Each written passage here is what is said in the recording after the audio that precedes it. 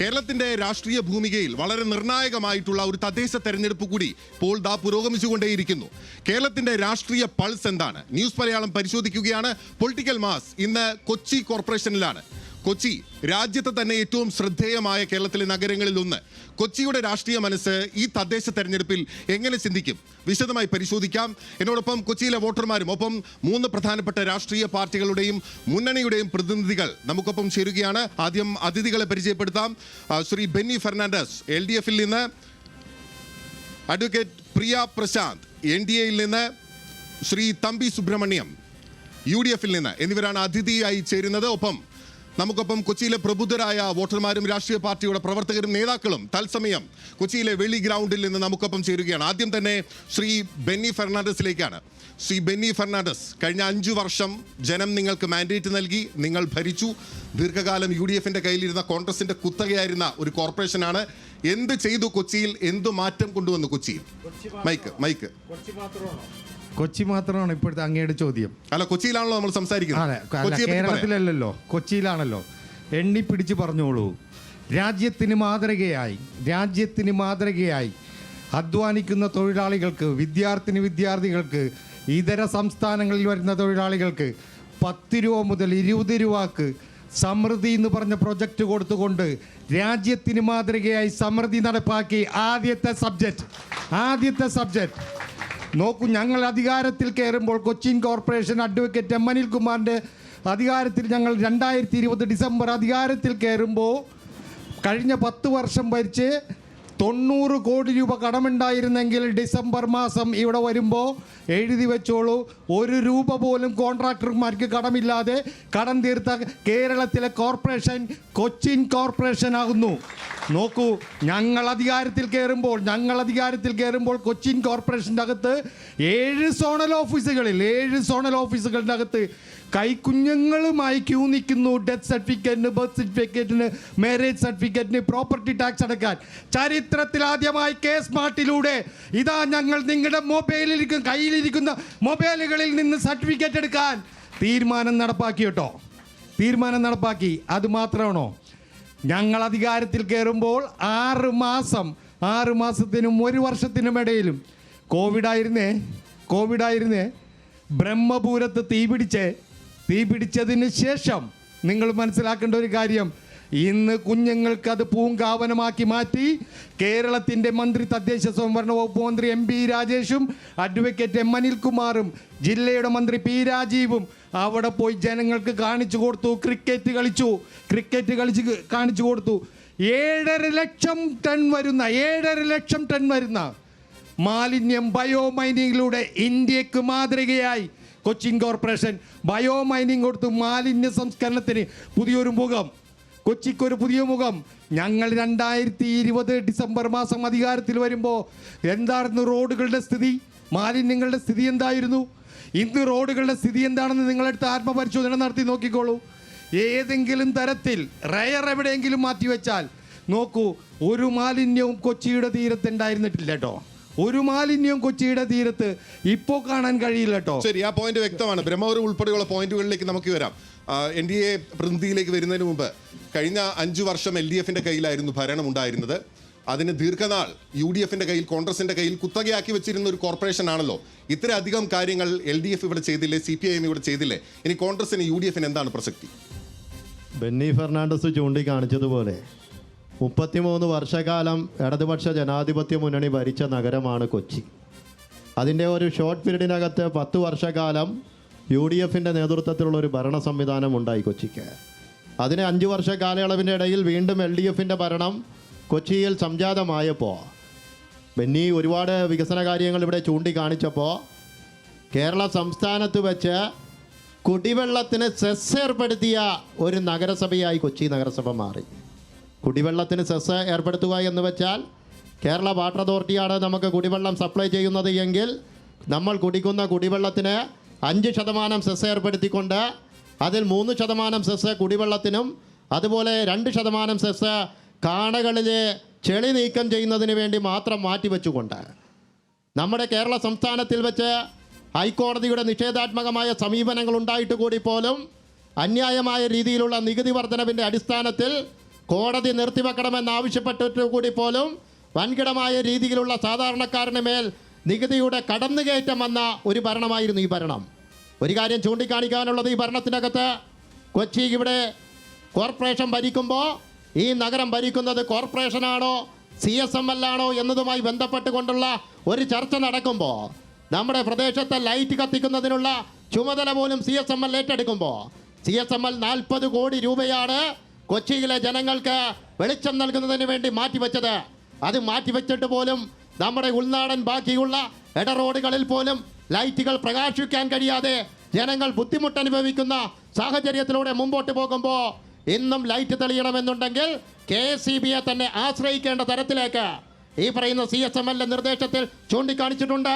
Separate post സ്ഥാപിച്ചുകൊണ്ട് മുമ്പോട്ട് പോകണമെന്നുള്ള നിർദ്ദേശങ്ങൾ പറയുമ്പോൾ അതെല്ലാം കാറ്റിൽ പറത്തിക്കൊണ്ട് ഈ ഭരണത്തിലെ ജനങ്ങളെ, സാധാരണക്കാരായ ജനങ്ങളെ ബെന്നി ഫെർണാണ്ടസ് ചൂണ്ടിക്കാണിച്ചതുപോലെ ബ്രഹ്മപുരത്തെ തീപിടുത്തം അടക്കമുള്ള സംവിധാനങ്ങൾ മുമ്പോട്ട് പോയപ്പോൾ ഒരു സുപ്രഭാതത്തിനകത്ത് ഈ നഗരത്തിലെ ജനങ്ങളെ ഗ്യാസ് ഫർണസിലേക്ക് തള്ളിവിട്ടതുപോലെ വിഷവാതകം ശ്വസിക്കുന്ന ഒരു നഗരമാക്കി കൊച്ചി നഗരത്തെ മാറ്റിയെടുക്കുന്ന തരത്തിലേക്ക് മുമ്പോട്ട് പോയ ഒരു ഭരണം, ഇതുപോലൊരു ഭരണം കൊച്ചി മുമ്പോട്ട് പോകുമ്പോൾ ഈ തെരഞ്ഞെടുപ്പിനെ നേരിടുമ്പോൾ ഡബിൾ എഞ്ചിൻ സർക്കാരാ കൊച്ചി ഭരിക്കുന്നത് എന്നാണ് പൊതുവായ ഒരു ക്രമമനുസരിച്ച് പറയുന്നത്.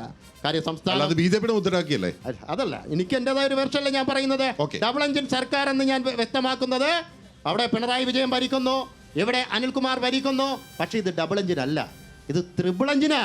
കാര്യം എന്ന് വെച്ച് കഴിഞ്ഞാൽ ത്രിതല പഞ്ചായത്തിലെ വാർഡുകളിൽ കോൺഗ്രസ് തോൽക്കണം, അങ്ങ് ഡൽഹിയിൽ കോൺഗ്രസ് തോൽക്കണമെന്ന് ആവശ്യപ്പെടുന്നത് BJP, കേരളത്തിൽ കോൺഗ്രസ് തോൽക്കണമെന്ന് ആവശ്യപ്പെടുന്നത് ആഗ്രഹിക്കുന്നത് CPM. കോൺഗ്രസിന്റെയും BJPയുടെയും പൊതുശത്രു ആരാ? കോൺഗ്രസിന്റെയും അതുപോലെ BJPയുടെയും പൊതുശത്രുവായി മുമ്പിൽ നിൽക്കുന്നത് കോൺഗ്രസ് അല്ലേ? CPMന്റെ BJPയുടെ CPMന്റെ BJPയുടെയും പൊതുശത്രു കോൺഗ്രസ് തന്നെയാണ്. അല്ല, അങ്ങ് പറഞ്ഞതിൽ മാറിപ്പോയി. അതുകൊണ്ടാണ് ശ്രീ തമ്പി സുബ്രഹ്മണ്യം ഇത്തരം കാര്യങ്ങൾ അങ്ങ് ചൂണ്ടിക്കാട്ടിയല്ലോ. പ്രതിപക്ഷത്തായിരുന്ന ഏറ്റവും പ്രധാനപ്പെട്ട പ്രതിപക്ഷമാണല്ലോ കോൺഗ്രസ്, UDF. ക്രിയാത്മകമായി ഇക്കാര്യങ്ങളെല്ലാം തന്നെ ജനങ്ങളിലേക്ക് എത്തിക്കുന്നതിൽ പ്രതിപക്ഷത്തെ എങ്ങനെ വിലയിരുത്താനാകും കഴിഞ്ഞ 5 വർഷം? കൊച്ചി നഗരസഭയിലെ പ്രതിപക്ഷമാണോ അല്ലെങ്കിൽ കൊച്ചി നഗരസഭയിലെ പ്രതിപക്ഷം? കൊച്ചി നഗരസഭയിലെ പ്രതിപക്ഷം ബ്രഹ്മപുരത്ത് തീപിടുത്തമുണ്ടായ കാലഘട്ടത്തിനകത്ത് ആ വിഷയത്തിനകത്ത് ശക്തമായ രീതിയിലുള്ള പ്രതിരോധം തീർത്തുകൊണ്ട് ആ നഗരസഭയ്ക്കകത്തും നഗരസഭയുടെ പുറത്തും ശക്തമായ രീതിയിലുള്ള പ്രക്ഷോഭ പരിപാടികൾക്ക് തുടക്കം കുറിച്ച് ഒരു സുപ്രഭാതത്തിനകത്ത് തീ മാലിന്യങ്ങൾ സമൂഹത്തിലേക്ക് പടർന്നപ്പോൾ ബഹുമാനപ്പെട്ട ഹൈക്കോടതി പോലും ഈ നഗരഭരണത്തെ വിമർശിച്ചുകൊണ്ട് ഇവിടുത്തെ സാധാരണക്കാരന് ശുദ്ധമായ ശ്വാസോച്ഛ്വാസം നടത്തുവാൻ കഴിയുന്നില്ല എന്ന് ബഹുമാനപ്പെട്ട ഹൈക്കോടതി പോലും ചൂണ്ടിക്കാണിച്ചപ്പോൾ ബ്രഹ്മപുരത്ത് പുതിയ ഒരു പ്ലാന്റ് നിർമ്മിക്കണമെന്ന് ബഹുമാനപ്പെട്ട ഹൈക്കോടതി ചൂണ്ടിക്കാണിച്ചതിൻ്റെ അടിസ്ഥാനത്തിൽ പുതിയ പ്ലാന്റ് നിർമ്മിക്കുന്നതിന് വേണ്ടി നമ്മുടെ റിഫൈനറിയുടെ CSR ഫണ്ട് 100% വിനിയോഗിച്ചുകൊണ്ട് കൊച്ചി നഗരസഭയെ നോക്കുകുത്തിയാക്കിക്കൊണ്ട് CSR ഫണ്ടിന്റെ അടിസ്ഥാനത്തിൽ കൊച്ചിൻ റിഫൈനറിയാണ് അവിടെ ആ പ്ലാന്റ് നിർമ്മിക്കുന്നതിന് വേണ്ടിയിട്ടുള്ള പ്രവർത്തനങ്ങൾക്ക് തുടക്കം കുറിച്ചത്. ഈ നഗരസഭാ ഭരണത്തിനകത്ത് നഗരസഭയുടെ വികലമായ നിലപാടുകൾക്കെതിരെ ശക്തമായ പ്രതിരോധ കവചം തീർത്തുകൊണ്ടാണ് കൊച്ചി നഗരസഭയിലെ മുഖ്യ പ്രതിപക്ഷ പ്രസ്ഥാനമായ ഇന്ത്യൻ നാഷണൽ കോൺഗ്രസ് മുന്നോട്ട് പോയിട്ടുള്ളത്. ശ്രീ തമ്പി സുബ്രഹ്മണ്യം, അഡ്വക്കേറ്റ് പ്രിയ പ്രശാന്ത്, ശക്തമായൊരു ഭരണപക്ഷമുണ്ടെന്ന് ശ്രീ ബെന്നി പറയുന്നു, ശക്തമായൊരു പ്രതിപക്ഷമുണ്ടെന്ന് ശ്രീ തമ്പി പറയുന്നു. BJPക്ക് എന്താണ് പ്രസക്തി ഇവിടെ? കൊച്ചി നഗരസഭയിൽ കഴിഞ്ഞ 5 വർഷം ശക്തമായ ഒരു ഭരണപക്ഷവുമില്ല, ഒരു പ്രതിപക്ഷവുമില്ല. ശരിക്കും കൊച്ചി നഗരസഭ കഴിഞ്ഞ 5 വർഷം പോയത് കേന്ദ്ര സർക്കാരിൻ്റെ പദ്ധതികളുടെ കീഴിലാണ്. നമ്മൾ നോക്കിയാൽ, ഒന്ന് കണ്ണോടിച്ച് നോക്കിയാൽ ഈ പറയുന്ന LDFും UDFും പറയുന്ന ഈ പറയുന്ന കൊച്ചിയുടെ മാറ്റം, ആ മാറ്റം കൊണ്ടുവന്നിരിക്കുന്നത് കേന്ദ്ര സർക്കാരാണ്. കേന്ദ്ര സർക്കാരിൻ്റെ സ്മാർട്ട് സിറ്റി പദ്ധതി, SBM പദ്ധതി, അമൃത് പദ്ധതി, അതുകൂടാണ്ട് കേന്ദ്ര സർക്കാരിൻ്റെ സെൻട്രൽ ഗവൺമെൻറ് ഗ്രാൻഡിന് അടിസ്ഥാനത്തിൽപ്പെടുത്തിയിട്ടുള്ള നമ്മളുടെ ഹെൽത്ത് ആൻഡ് വെൽനസ് സെൻ്ററുകൾ, അങ്ങനെ എന്താണോ ഇന്ന് LDF സർക്കാർ അവരുടെ വികസനം എന്ന് പറഞ്ഞ് മുന്നോട്ട് വയ്ക്കുന്നത് അതെല്ലാം തന്നെ നമ്മളുടെ ഏറ്റവും ആരാധനായ പ്രധാനമന്ത്രി നരേന്ദ്രമോദിജി നടപ്പിലാക്കിയ പദ്ധതികളാണ്. അപ്പോൾ ഇവിടെ ശരിക്കും പറഞ്ഞാൽ ഒരു ഭരണപക്ഷവുമില്ല, പ്രതിപക്ഷവുമില്ല. ശരിക്കും പറഞ്ഞാൽ തദ്ദേശ സ്വയംഭരണ സ്ഥാപനങ്ങൾ സ്വയം പര്യാപ്തം നേടേണ്ട സ്ഥാപനങ്ങളാണ്. നമുക്കറിയാം 1994 ഭരണഘടനാ ഭേദഗതി, തദ്ദേശ സ്വയംഭരണ സ്ഥാപനങ്ങൾ അവരുടെ തനത് ഫണ്ട് കൊണ്ട് മുന്നോട്ട് പോകേണ്ടതാണ്. പക്ഷേ എന്താണ് കൊച്ചിയുടെ സ്ഥിതി? കൊച്ചിക്ക് ഇന്നൊരു തനത് ഫണ്ട് കൊണ്ട് ഒരു പദ്ധതി മുന്നോട്ട് വയ്ക്കാൻ കഴിയുന്നുണ്ടോ? ഇല്ല. കൊച്ചിക്ക് എന്താണോ കേന്ദ്രം കൊടുക്കേണ്ടത് എന്ന് നോക്കി നിൽക്കേണ്ട ഒരവസ്ഥയാണ് കൊച്ചി പക്ഷേ നഗരസഭയ്ക്ക് ഇത് ഉള്ളത്. കേന്ദ്രം കൊടുത്താലല്ലേ കിട്ടുള്ളൂ.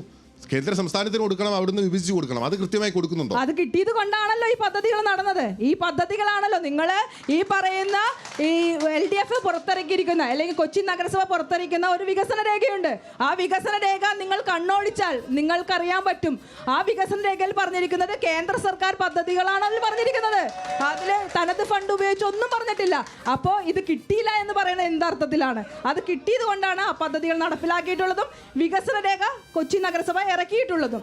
അതിൽ കഴിഞ്ഞ ബഡ്ജറ്റിൽ നമ്മൾ പറയുമ്പോൾ കഴിഞ്ഞ ബഡ്ജറ്റിനെ കുറിച്ച് നമുക്ക് ഡീറ്റെയിൽ ആയിട്ട് വരാം. അതിനു മുമ്പ് എനിക്ക് ഓഡിയൻസിലേക്ക് കൂടി വോട്ടർമാരിലേക്ക് കൂടി പോകണ്ട. ആരൊക്കെ ചോദിക്കാനുള്ളത്? ചോദിക്കാനുള്ളത് ഓക്കെ, ചേട്ടന്റെ പേര് പറയൂ, ആരോടാണ് ചോദിക്കേണ്ടത്? വേഗത്തിൽ ചോദിക്കാം, ചുരുക്കത്തിൽ ചോദിക്കാം. മാഡം, കേന്ദ്ര ഗവൺമെന്റ് തന്നെന്ന് പറഞ്ഞല്ലോ. മുണ്ടക്കയവും ചൂരൽമലയും 10 പൈസ തന്നാ കോടതി വിമർശിച്ചാ നിങ്ങള് തന്നല്ലോ. താങ്കൾക്ക് അതിന്റെ അപ്ഡേഷൻ ഇല്ലാത്തതുകൊണ്ടാ.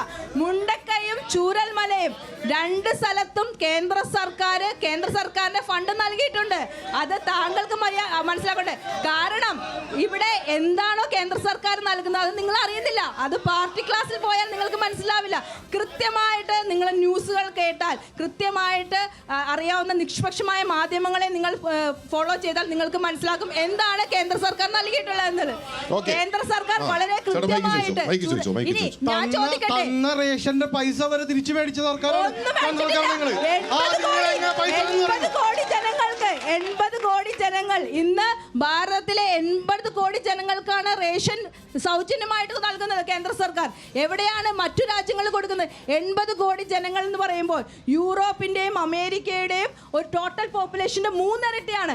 ആ 3 ഇരട്ടി ജനങ്ങൾക്കാണ് കേന്ദ്ര സർക്കാർ ഇന്ന് സൗജന്യമായി അരി കൊടുക്കുന്നത്. ശരി, ആ പോയിന്റ് വ്യക്തമാണ്. നമ്മൾ ഒരുപാട് അങ്ങോട്ടേക്ക് പോയി, അതും നമ്മുടെ നാട്ടിൽ ചർച്ചയാണ്. പക്ഷെ നമുക്ക് കൊച്ചിയിലേക്ക് മടങ്ങി വരാം.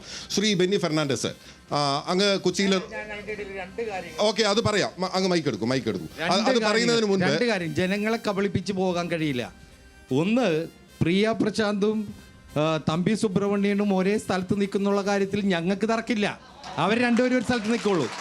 CSML എന്ന് പറഞ്ഞ പ്രോജക്റ്റിന്റെ 50% സെൻട്രൽ ഗവൺമെന്റ് ആണെങ്കിൽ 30% കേരള സ്റ്റേറ്റ് ഗവൺമെന്റ് ആണ്. അതിന്റെ 20% ഇവിടുത്തെ ലോക്കൽ ഗവൺമെന്റ് ആണ്. എന്റെ ഇങ്ങനെ പച്ചക്കള്ളം പറഞ്ഞു പോകുന്നത് ഞാൻ ചോദിക്കട്ടെ, ഈ രാജ്യത്ത് 4 വരിപ്പാതയും 6 വരിപ്പാതയും നടക്കുകയല്ലേ? ഇപ്പോ ഡിസംബറിൽ നമ്മൾ ഫിനിഷ് ചെയ്യല്ലേ?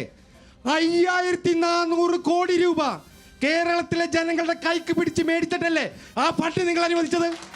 രാജ്യത്തെ ഏതെങ്കിലും സംസ്ഥാന ഗവൺമെന്റിൽ നിന്ന് നിങ്ങൾക്ക് അത് മേടിക്കാൻ കഴിഞ്ഞോ? എൻ്റെ കമ്മ്യൂണിസ്റ്റ് പാർട്ടി ഭരിക്കുന്ന ഗവൺമെന്റിൻ്റെ അകത്ത് ഇത്തരത്തിലുള്ള സമീപനം സെൻട്രൽ ഗവൺമെന്റ് സ്വീകരിക്കുന്നു. പച്ചയായ സത്യമല്ലേ ഇത്തരത്തിൽ കാര്യങ്ങളുടെ അകത്ത്? പിന്നെ പ്രിയ പറയുന്നത് CSMLന്റെ പ്രോജക്റ്റാണ്. അത് തമ്പി സുബ്രഹ്മണ്യനും അവിടെ നിൽക്കുകയാണ്. ആ CSMLന്റെ പ്രോജക്റ്റാണെന്ന്. എത്ര ഡിവിഷനിലാണല്ലോ CSML പ്രോജക്റ്റ് കൊണ്ടുവന്നത്? അങ്ങ് മനസ്സിലാക്കിക്കോ. 8 പിടിച്ച് 8 ഡിവിഷനിൽ. എത്ര? 8 പിടിച്ച് 8 ഡിവിഷനിൽ. Advocate M. അനിൽകുമാറും അൻസിയ ഡെപ്യൂട്ടി മേയറുമായിട്ടുള്ള കോർപ്പറേഷൻ 74 ഡിവിഷനിലേക്കും LED ലൈറ്റ് ഇട്ട് ചരിത്ര താളുകളിൽ എഴുതി വെച്ചതാണ് കേട്ടോ കൊച്ചിൻ കോർപ്പറേഷൻ. മറുപടി പറയാം. ഈ 74 ഡിവിഷനിലും ഈ CSML പദ്ധതി വ്യാപിപ്പിക്കാൻ വേണ്ടി എനിക്ക് ബെന്നി ഫെർണാണ്ടസിനോട് ഒരു കാര്യമേ ചോദിക്കാനുള്ളൂ. ആരാണ് അതിന് അനുമതി നൽകിയത്? കേന്ദ്ര സർക്കാർ വളരെ കൃത്യമായിട്ട് പറഞ്ഞിട്ടുണ്ടായിരുന്നു 8 ഡിവിഷനിലേക്കാണ് കേന്ദ്ര സർക്കാരിന്റെ CSML പദ്ധതി വന്നത്. ആ CSML പദ്ധതി ഒരു നഗരം സ്മാർട്ട് ആകണമെന്ന് ആഗ്രഹിച്ചുകൊണ്ട്, അത് 8 ഡിവിഷനിൽ മാത്രം പോരാ, ഒരു നഗരം സ്മാർട്ട് ആകണമെന്ന് ആഗ്രഹിച്ചുകൊണ്ട് 2021 ബഹുമാനപ്പെട്ട മേയറും കൂടിയാണ് നിർമ്മല സീതാരാമൻജിനെ കാണാൻ പോയത്. അവിടെ വെച്ച് ബഹുമാനപ്പെട്ട മേയർ പറയുന്ന മേയറിന്റെ ആശയം ഉൾക്കൊണ്ടുകൊണ്ട് അത് 8 ഡിവിഷനിൽ മാത്രമല്ല, ഒരു നഗരം വളരേണ്ടത്, ആ നഗരസഭയുടെ മുഴുവനും കാര്യത്തിൽ അത് വളരണമെന്ന് ആഗ്രഹിച്ചുകൊണ്ട് കേന്ദ്ര സർക്കാരാണ് അതിന് പെർമിഷൻ കൊടുത്തത്. അല്ലാണ്ട് അത് കൊച്ചി നഗരസഭയല്ല. ഇനി മറ്റൊരു കാര്യം അദ്ദേഹം പറഞ്ഞല്ലോ, ഈ കൊച്ചി അല്ല, സ്വാഭാവികമായി എൻ്റെ ഒരു സംശയം, വികസനത്തിന് വേണ്ടി പെർമിഷൻ കൊടുക്കുക അത് അവരുടെ ഉത്തരവാദിത്വമല്ലേ ഇത്? അതെ, ആ ഉത്തരവാദിത്തം അത് നടപ്പിലാക്കാനുള്ള ഉത്തരവാദിത്തം ആ കേന്ദ്ര സർക്കാരിന് ഉണ്ടായിരുന്നു. അപ്പോൾ എല്ലാം ഞങ്ങളുടെ എന്ന് പറഞ്ഞിട്ട് കാര്യമില്ല. മറ്റൊരു കാര്യം, ഇവിടെ ബെന്നി ഫെർണാണ്ടസ് പറഞ്ഞു 50% CSML പദ്ധതി വിഹിതം കേന്ദ്രത്തിൻ്റെയാണ്, സമ്മതിച്ചു. 30% അദ്ദേഹം പറഞ്ഞു സംസ്ഥാനത്തിൻ്റെയാണ്, 20% തദ്ദേശ സ്വയംഭരണത്തിൻ്റെയാണ്. ബെനഡിക്ട് ഫെർണാണ്ടസ് ഇവിടെ നിന്ന് പറയട്ടെ, ഈ 20% 79 കോടി രൂപ ഇന്നും തദ്ദേശ ഈ നഗരസഭ CSML കൊടുക്കാനുണ്ട്. അതിന് ലാസ്റ്റ് ഒരു കൗൺസിൽ കൊണ്ടുവന്നിട്ട് ഒരു പ്രമേയം പാസാക്കിയാലൊന്നും ആ തുക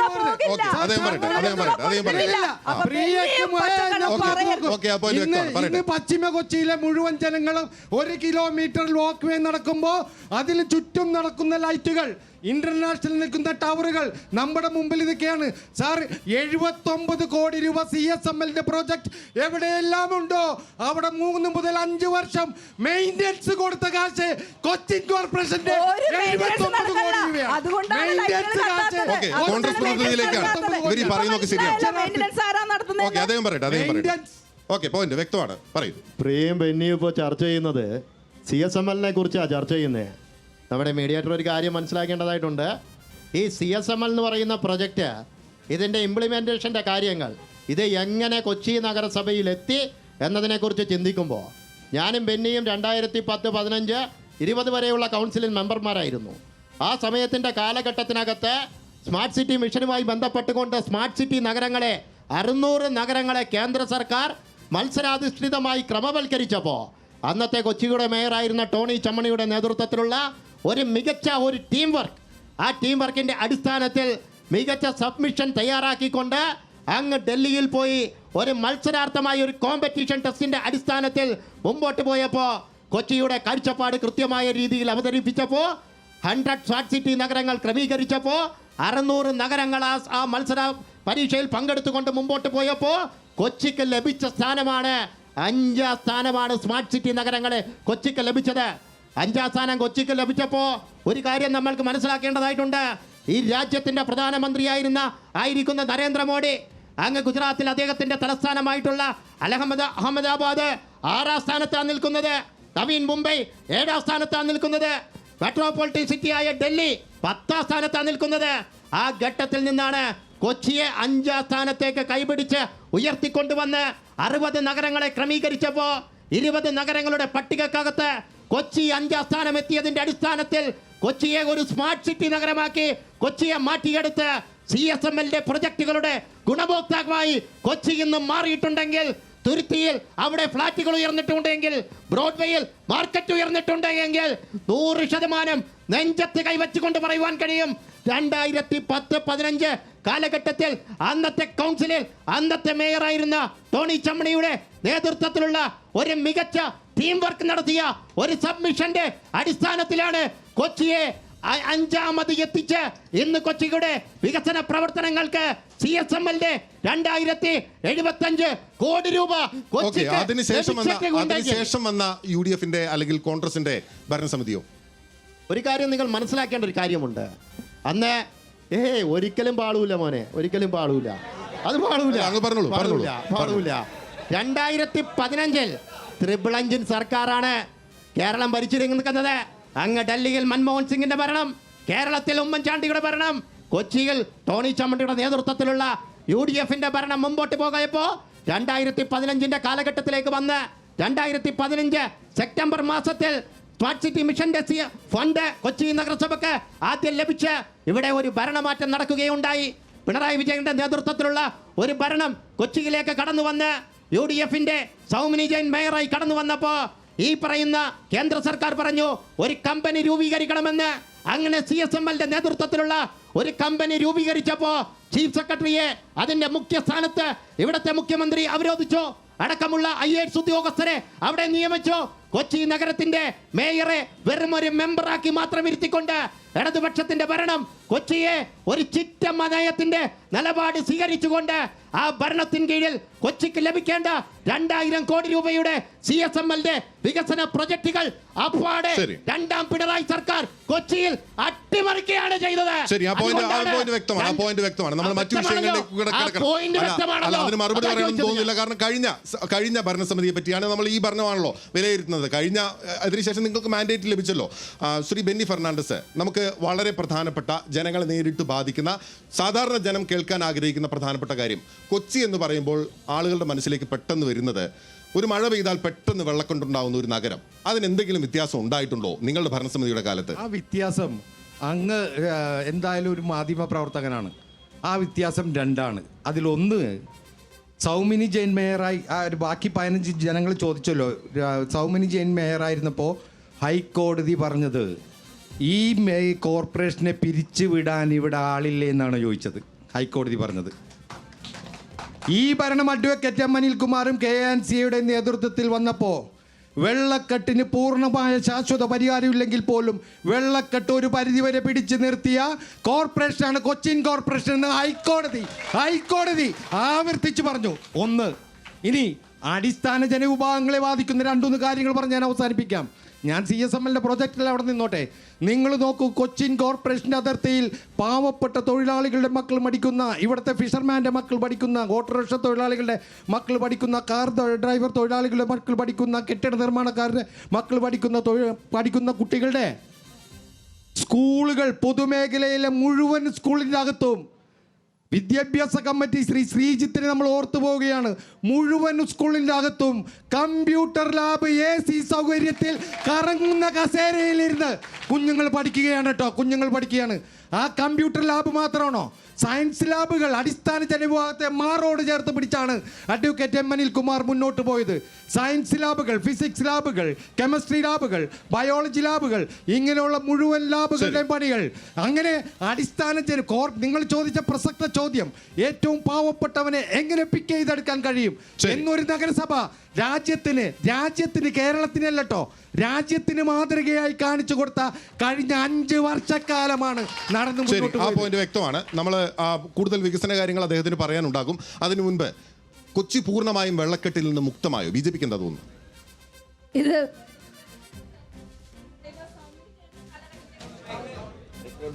പറഞ്ഞോളൂ, ഇതിൽ പറഞ്ഞോളൂ. ബഹുമാന്യായ ബെന്നി ഫെർണാണ്ടസ് ആണ് ഒഫീഷ്യൽ നെയിം. ബെനഡിക്ട് ഫെർണാണ്ടസ്, നമ്മളുടെ സൗമിനി ജയന്റെ കാലഘട്ടം കഴിഞ്ഞപ്പോൾ എന്താണ് ബഹുമാനപ്പെട്ട കേരള ഹൈക്കോടതി പറഞ്ഞതെന്ന് പറഞ്ഞു. ഒരുപക്ഷെ നിങ്ങളെല്ലാവരും ഒരു 2 ആഴ്ച മുമ്പ് പേപ്പർ എടുത്ത് നോക്കിയപ്പോൾ നിങ്ങളും കണ്ടിട്ടുണ്ടാവും എന്താണ് LDF ഭരണസമിതിയെക്കുറിച്ച് ബഹുമാനപ്പെട്ട കേരള ഹൈക്കോടതി പറഞ്ഞത്. ഈ കൗൺസിൽ പിരിച്ചുവിടണം എന്ന് തന്നെയാണ് ബഹുമാനപ്പെട്ട കേരള ഹൈക്കോടതി പറഞ്ഞത്. അപ്പോൾ LDFന്റെയും UDFന്റെയും ഭരണം എവിടെയാണ് കൊച്ചി നഗരത്തെ എത്തിച്ചിരിക്കുന്നത് നമുക്ക് കൃത്യമായിട്ട് അറിയാം. എന്താണ് സൗമിനി ജയൻ ഇറങ്ങിയപ്പോൾ പറഞ്ഞത്, അത് തന്നെയാണ് ബഹുമാനപ്പെട്ട കേരള ഹൈക്കോടതി ഈ പറയുന്ന LDF ഭരണത്തെ കുറിച്ചും പറഞ്ഞിട്ടുള്ളത്.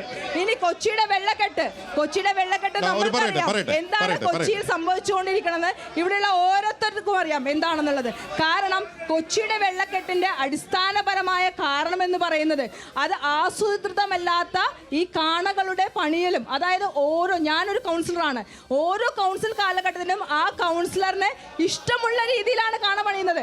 അവിടെ ഒരു എഞ്ചിനീയറിംഗ് വിഭാഗം പ്രവർത്തിക്കുന്നില്ല. പറഞ്ഞോളൂ. അവിടെ കൃത്യമായ ഒരു എഞ്ചിനീയറിംഗ് വിഭാഗം പ്രവർത്തിക്കുന്നില്ല. അല്ല, അങ്ങ് പറഞ്ഞോളൂ. അത് പരിഹരിക്കാം. ചേട്ടാ, അത് മുന്നോട്ട് കൊണ്ടുപോയിക്കോട്ടെ. ദയവായി സഹകരിക്കുക. ഒരു പ്രശ്നത്തിലേക്ക് പോരുത്. അല്ല, ദയവായി സഹകരിക്കുക.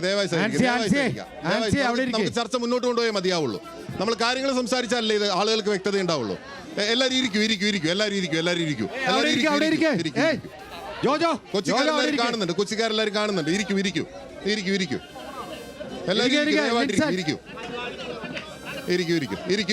നമുക്ക് ചർച്ചയിലേക്ക് വരാം. ചേട്ടൻ മൈക്ക് തരാം. എല്ലാവരും കടന്നിരിക്കും. ഓക്കെ, പ്രിയ പറയാം. തുടരാം. പറഞ്ഞോളൂ. സംസാരിച്ചോളൂ.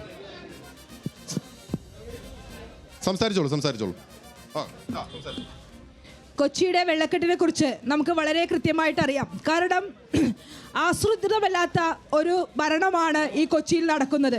ഒരു കാടുകളുടെ പണിയിലോ അല്ലെങ്കിൽ വെള്ളക്കെട്ട് നിവാരണത്തിലോ കൃത്യമായ ആസൂത്രണമില്ലാത്ത രീതിയിലാണ് കൊച്ചി നഗരം പോകുന്നത്. നമുക്കറിയാം എന്തിനും കൃത്യമായ കാരണം ഒരു വലിയൊരു എഞ്ചിനീയറിംഗ് വിഭാഗം ഇവിടെ വർക്ക് ചെയ്യുന്നുണ്ട്. ഈ എഞ്ചിനീയറിംഗ് വിഭാഗത്തിനെ മുന്നോട്ട് കൊണ്ടുപോകാൻ ഇന്ന് കൊച്ചി നഗരത്തിന് കഴിയുന്നില്ല. ഇന്ന് കൊച്ചി നഗരത്തിലെ കാണകൾ വെള്ളമൊഴുക്കിന് പകരം മാലിന്യങ്ങൾ നിറയുന്ന കൂമ്പാരമായിട്ടാണ് മാറിയിരിക്കുന്നത്. അപ്പോൾ ഈ കൊച്ചി നഗരയുടെ വെള്ളക്കെട്ട് മാറ്റുന്നതിന് വേണ്ടി ഈ ഭരണസമിതി പൂർണ്ണമായിട്ടുള്ള ഒരു പരാജയമാണ്. UDF കാലത്തേക്കാളും വെള്ളക്കെട്ട് കുറഞ്ഞോ? എന്താ BJPക്ക് തോന്നുന്നത്? തീർച്ചയായിട്ടും. കാരണം CSML പദ്ധതി വന്നപ്പോഴേക്കും ധാരാളം കാണകൾ പണിയുണ്ടായിരുന്നു. അപ്പോൾ CSMLന്റെ ഒരു എഞ്ചിനീയറിംഗ് വിഭാഗം അത് സെപ്പറേറ്റ് ആയിരുന്നു. അവരുടെ ഒരു ആസൂത്രണത്തിന്റെ ഭാഗമായിട്ട് ഇവിടെ വെള്ളക്കെട്ടിൽ ഒരു പരിധി വരെ കുറവ് വന്നിട്ടുണ്ട്. വ്യക്തമാണ്. ശ്രീ തമ്പി സുബ്രഹ്മണ്യം, അന്നത്തെക്കാളും ഭേദമാണ് എന്നാണ് രണ്ടുപേരും പറയുന്നത്. ഇവിടെ ശ്രദ്ധിക്കേണ്ട ഒരു കാര്യമുണ്ട്. പരസ്പരം രാഷ്ട്രീയം പറഞ്ഞ് അങ്ങോട്ടേക്ക് വിയോജിച്ച് പോകാൻ ഒരുപാട് കാര്യങ്ങളുണ്ടാകാം. പക്ഷേ താങ്കൾ മനസ്സിലാക്കേണ്ട ഒരു വസ്തുതയുണ്ട്. കടലെടുത്ത് പോകുന്ന നഗരങ്ങളെ സംബന്ധിച്ച് ഭൗമശാസ്ത്രത്തിൻ്റെ പഠനത്തിനകത്ത് കൊച്ചി 5ാം സ്ഥാനം നിൽക്കുന്ന ഒരു നഗരമാണ് ഈ നഗരം.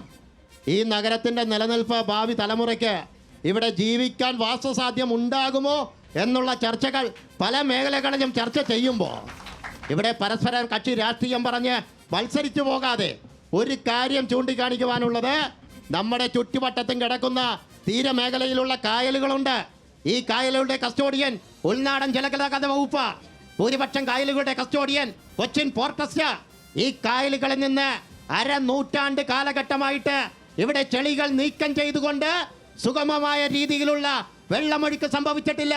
ഇന്ന് ഒരു മഴ പെയ്ത് കഴിഞ്ഞാൽ ചെളി തിങ്ങിക്കഴിഞ്ഞ് ഒരു വെള്ളം വീടുകളിലേക്ക് കടന്നു വന്ന് സ്വന്തം വീടുകളിൽ മനുഷ്യന്മാർക്ക് പ്രാഥമിക ആവശ്യങ്ങൾ പോലും നിർവഹിക്കുവാൻ കഴിയാതെ സെപ്റ്റിക് ടാങ്കുകൾ നിറഞ്ഞു കവിയുന്ന സാഹചര്യത്തിലേക്ക് ഈ നഗരം മുമ്പോട്ട് പോകുമ്പോൾ ഇന്ന് നമ്മൾ പല മേഖലകളിലും ചർച്ച ചെയ്യാറുണ്ട് കുട്ടനാടിനെ കുറിച്ച്.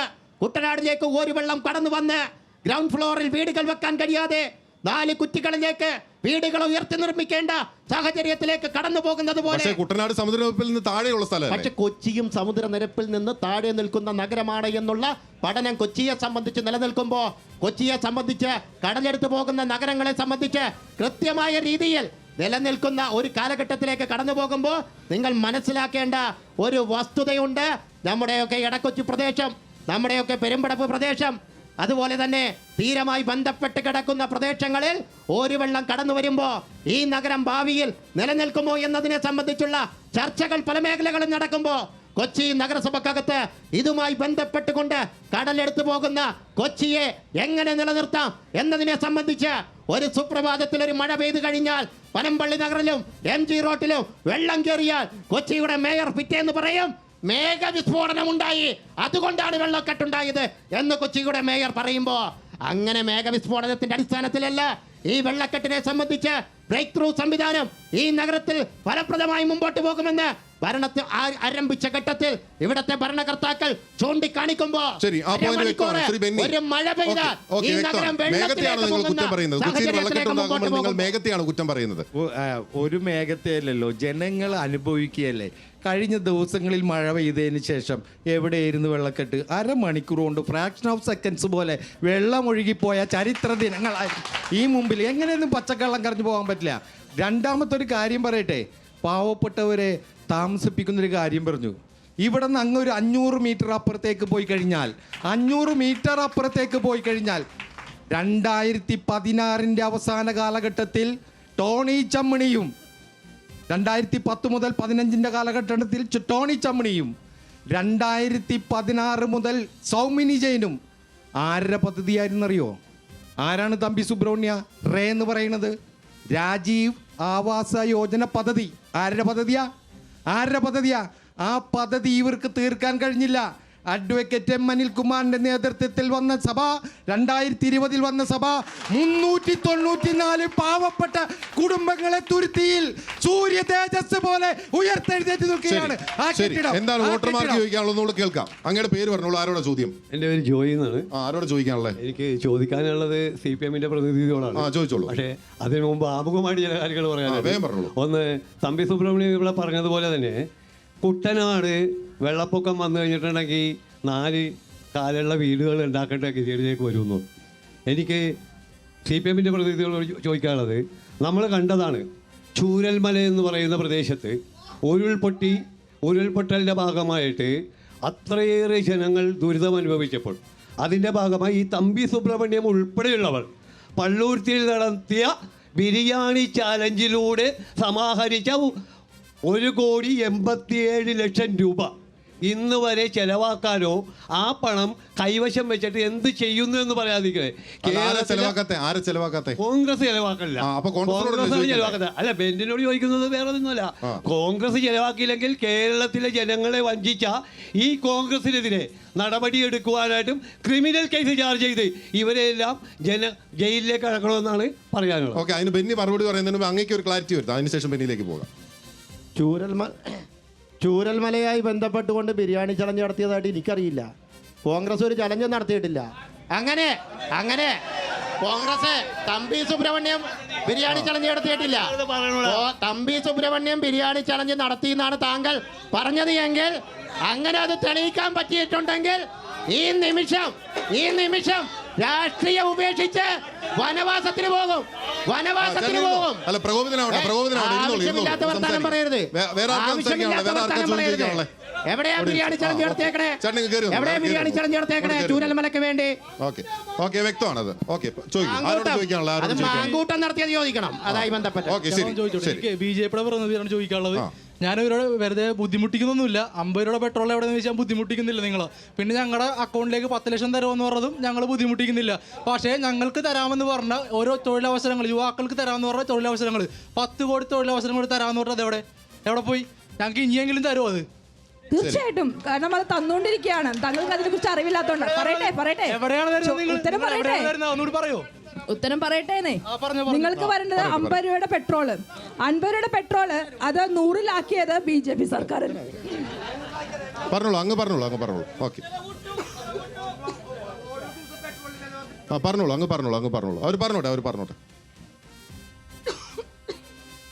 അത് BJP സർക്കാരല്ല ഈ പറയുന്ന 50 രൂപയുടെ പെട്രോൾ 100-ലാക്കിയിട്ടുള്ളത്.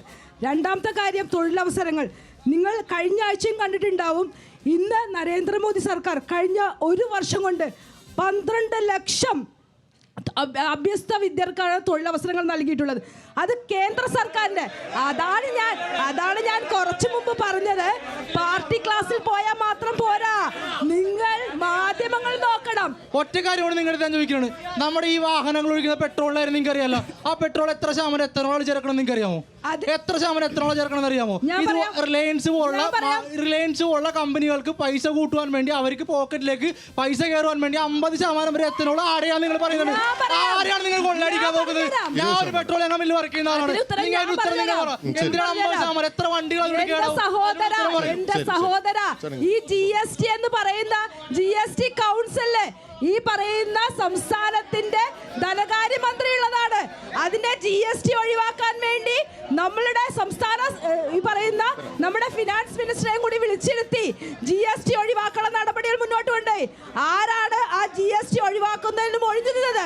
ഈ കേരള സംസ്ഥാനത്തിന്റെ ധനകാര്യമന്ത്രിയാണ് അത് GST ഒഴിവാക്കുന്നതിന് മാറി നിന്നത്. സഹോദര, താങ്കളുടെ പ്രശ്നം ഈ സംസ്ഥാന സർക്കാരിന് തീർക്കാൻ കഴിയും. താങ്കളുടെ പ്രശ്നം ഈ സംസ്ഥാന സർക്കാർ കഴിയും. കാരണം അതിൽ 33% GST ഒഴിവാക്കിയാൽ ആ 33% GST ഒഴിവാക്കേണ്ട GST കൗൺസിലിലെ അംഗമാണ് താങ്കളുടെ ധനകാര്യമന്ത്രി. ഒന്ന് ആ ധനകാര്യമന്ത്രിയോടൊന്ന് പറയൂ, നിർമ്മല സീതാരാമൻജി റെഡിയാണ്. പറയൂ, GST ഇപ്പൊ കേന്ദ്രത്തിൽ ചുമത്തുന്നല്ലേ? GST കൗൺസിലല്ലേ തീരുമാനം? കൗൺസിൽ ഒരു അംഗമാണല്ലോ ഇവിടുത്തെ ധനകാര്യമന്ത്രി. തീരുമാനം പറ്റില്ലല്ലോ. അല്ല, അദ്ദേഹം ഒരു തീരുമാനം പറഞ്ഞാൽ മതിയോ? ഇന്ന് വരെ GST കൗൺസിൽ ആ തീരുമാനം പറഞ്ഞിട്ടുണ്ടോ? താങ്കളൊന്ന് ധനകാര്യമന്ത്രിയോട് പറയൂ സഹോദര, ഒന്ന് പറയാൻ പറയൂ. കേന്ദ്രത്തിൽ ഇരിക്കുമ്പോൾ ഒന്ന് പറയാൻ പറയൂ.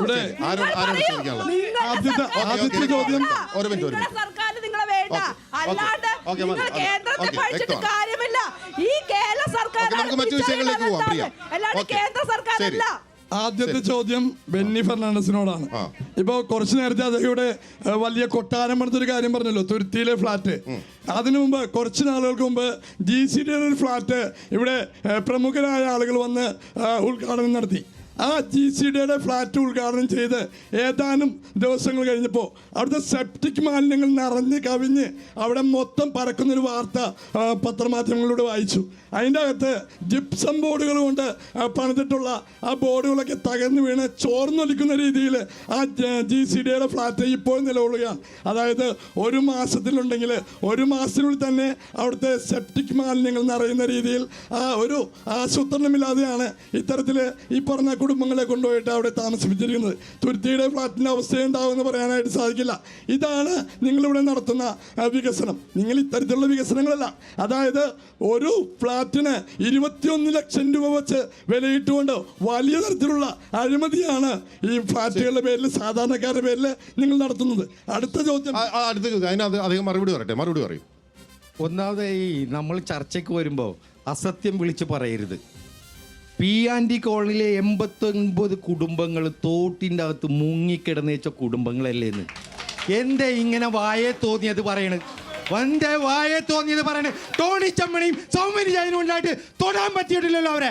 അതാ M. അനിൽകുമാർ വന്നു കഴിഞ്ഞപ്പോൾ, ചന്ദ്രൻപിള്ള GCD വന്നു കഴിഞ്ഞപ്പോൾ 89 പേരെ ഈ 89 കുടുംബത്തെ കയറ്റി താമസിച്ചപ്പോൾ ഒരു കോൺഗ്രസ്സുകാരൻ വന്നിരുന്ന് പറയാണ് സെപ്റ്റി ടാങ്കിൽ വർത്താനം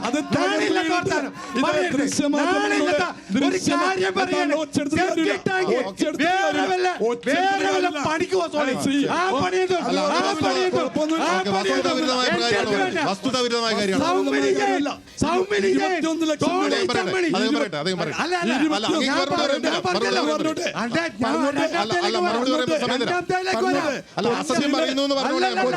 അല്ല ആദ്യം പറഞ്ഞത് എന്റെ ഇടയ്ക്കാരൻ സോളി 89 കുടുംബങ്ങൾ മാലിന്യത്തിൽ തോട്ടിൽ മുങ്ങിക്കിടന്നപ്പോ അവിടുന്ന് കൊണ്ടുവന്ന് താമസിച്ചത് 20 ലക്ഷം രൂപ വിലയുള്ള മുണ്ടമ്പേലിയിലെ ഫ്ലാറ്റിലാണ്. ആ ഫ്ലാറ്റിൻ്റെ അകത്തൊരു കുറ്റം പറയാണ് കോൺഗ്രസ്, സെപ്റ്റേജ് ഇതായിന്ന്. എന്തു വർത്താനം? ഒന്ന് ഇനി 2 തുരുത്തിയുടെ കാര്യത്തിൽ 21 ലക്ഷം രൂപയെന്ന് ആ പദ്ധതിയാ. പിന്നെന്താ പറഞ്ഞത് പറഞ്ഞോളൂ. ഞാൻ പറഞ്ഞത് GCD ഫ്ലാറ്റിന്റെ കാര്യമാണ് പറഞ്ഞത്. അവിടുത്തെ ജിപ്സം ബോർഡുകൾ തകർന്നു ചോർന്നൊലിക്കുന്ന അവസ്ഥ മാധ്യമങ്ങൾ റിപ്പോർട്ട് ചെയ്യുന്നതാണ്. മലയാള മനോരമയിൽ നിങ്ങൾ വികസനത്തിന്റെ പേരിൽ ഏറ്റവും വലിയ തെളിവാണ്. പറഞ്ഞോളൂ, അങ്ങ് മറുപടി പറഞ്ഞോളൂ. ഇപ്പോ പറയുന്നത് സെപ്റ്റി ടാങ്ക് മാറി ജിപ്സം ബോർഡിന്റെ കുഴപ്പമാണെന്ന്. മാലിന്യത്തിൽ കിടന്നേച്ചാണ് അവര്. മാലിന്യത്തിൽ ടോണി ചമ്മണിക്കൊന്നും ചെയ്യാൻ പറ്റിയില്ല, സൗമ്യനി ജയനും ഒന്നും ചെയ്യാൻ പറ്റിയില്ല. ചെയ്ത് ഫ്ലാറ്റിൽ കയറ്റി അവർക്ക് വേണ്ടത്ര സഹായങ്ങൾ ചെയ്തു കൊടുത്തപ്പോൾ മഴ ചാറി അകത്ത് വീണെന്നാണ് കോൺഗ്രസിന്റെ പരാതി. ജീവിതത്തിൽ നന്നാവൂല നിങ്ങൾ, പാവപ്പെട്ടവനെ സംരക്ഷിക്കണ്ടേ? മറുപടി പറയാം. ഇവിടെ സോണി ചൂണ്ടിക്കാണിച്ചൊരു കാര്യം, ആ ഫ്ലാറ്റിന്റെ നിർമ്മാണത്തിൽ അപാകതയുണ്ടായിരുന്നു. മഴ പെയ്തു കഴിഞ്ഞാൽ കൊട പിടിച്ച് അതിനകത്തിരിക്കേണ്ട സാഹചര്യത്തിലേക്ക് അവിടെ താമസിക്കുന്നവർ മാറിയപ്പോൾ അതിൻ്റെ വാർത്ത പുറത്തു കൊണ്ടുവന്ന് അതിൻ്റെ നിർമ്മാണത്തിൽ അപാകതയുണ്ട് എന്ന് ചൂണ്ടിക്കാണിച്ച് GCDയുടെ ആസ്ഥാനത്തേക്ക് മാർച്ച് വരെയും അവിടുത്തെ ജനങ്ങൾ സംഘടിപ്പിച്ച് അവിടുത്തെ നിർമ്മാണ പ്രവൃത്തിയിലെ അപാകത ചൂണ്ടിക്കാണിച്ചപ്പോൾ അതിന് മുകളിലേക്ക് റൂഫ് നിർമ്മിച്ച് അതിലേക്കുള്ള മഴവെള്ളത്തിന്റെ കടന്നുവരവ് അത് നിർത്തലാക്കേണ്ട സാഹചര്യത്തിലേക്ക് അദ്ദേഹം ചൂണ്ടിക്കാണിച്ചത് മറ്റൊന്നുമല്ല. മഴ പെയ്താൽ ആ ഫ്ലാറ്റിനകത്ത് ജീവിക്കുന്ന ജനങ്ങൾ കൊട പിടിച്ചിരിക്കുന്ന വാർത്ത മാധ്യമങ്ങളിലൂടെ പുറത്തു കൊണ്ടുവന്ന ഒരു യാഥാർത്ഥ്യം കാണിച്ചപ്പോൾ അദ്ദേഹത്തെ ആ ഒരു കളിയാക്കുന്ന രീതി ശരിയല്ലാതെ ഒരു വാർത്ത പുറത്തു കൊണ്ടുവന്നപ്പോ എന്തേ നിങ്ങൾക്കില്ലെന്ന് പറയാൻ കഴിയുമോ? നിങ്ങളുടെ മാധ്യമം വന്നല്ലോ, മലയാളം വാർത്ത. അവിടെ വന്ന് മഴവെള്ളം കുമിഞ്ഞു വന്ന് ജനങ്ങൾക്ക് ജീവിക്കാൻ കഴിയാതെ ഫ്ലാറ്റിന്റെ പുറത്ത് വീടിനകത്ത് മഴക്കാലത്ത് ജനങ്ങൾ ആ P&Dയുടെ ഫ്ലാറ്റിൽ കൊട്ട പിടിച്ചിരുന്നത് മറന്നു പോകല്ലേ? അത് മാത്രമാണ് സോണി ചൂണ്ടിക്കാണിച്ചത്. അവിടുത്തെ ജീവിതം എന്തായിരുന്നു? അവിടുത്തെ മാലിന്യത്തിലായിരുന്നു. പാവപ്പെട്ടവനെ നമ്മൾ പിക്ക് ചെയ്തെടുത്തല്ലേ? അത് പറയേണ്ടതിന് വരം ജിപ്സം ബോർഡും സെപ്റ്റേജും പറഞ്ഞാൽ എന്തൊരു മോശമാണ്. പാവപ്പെട്ടവനെ കയറ്റി കൂടല്ലേ? 89 കുടുംബത്തെ കിടത്തിയ ആ കാര്യം പറയൂ. ആ കാര്യം നിങ്ങൾ നടപ്പാക്കിയില്ലല്ലോ. ഒരു കാര്യം ഇതിനകത്ത് ചൂണ്ടിക്കാണിക്കുന്നത് ഇപ്പൊ സോണി സംസാരിച്ചപ്പോ അദ്ദേഹത്തോട് ഒരു ചോദ്യം ചോദിച്ചു. തുരുത്തി ഫ്ലാറ്റുമായി ബന്ധപ്പെട്ടുകൊണ്ടുള്ള വിഷയം അവിടെ ചൂണ്ടിക്കാണിച്ചപ്പോ ഞങ്ങൾക്ക് അഭിമാനത്തോടെ പറയുവാൻ കഴിയും, രാജ്യത്തിന്റെ മുൻ പ്രധാനമന്ത്രിയായിരുന്ന രാജീവ് ഗാന്ധിയുടെ പേരിലുള്ള ഭവന നിർമ്മാണ പ്രൊജക്ട് ജനോറാം നഗരങ്ങളെ UPA ഭരണകാലത്ത് ക്രമീകരിച്ചപ്പോ വീടില്ലാത്തവന് വീട് എന്നുള്ള ആശയം യാഥാർത്ഥ്യമാക്കിക്കൊണ്ട് അന്നത്തെ രാജ്യത്തിന്റെ പ്രധാനമന്ത്രിയായിരുന്ന മൻമോഹൻ സിംഗിന്റെ നേതൃത്വത്തിൽ തുടക്കം കുറിച്ച് ആദ്യ ഫണ്ട് അനുവദിച്ച് 2 ടവറുകളാണ് അവിടെ നിർമ്മിച്ചിട്ടുള്ളത്. 2 ടവറുകൾ നിർമ്മിച്ചപ്പോ അതിലൊരു ടവറിന്റെ പരിപൂർണമായ തുക ചെലവഴിച്ചത് ജനറാം പദ്ധതിയുടെ ജവഹർലാൽ നെഹ്റുവിന്റെ. ഒരു കാര്യം പറയാം, രണ്ടുപേരും പറയുന്നത് തെറ്റാണ്. ഒരു ടവർ CSML.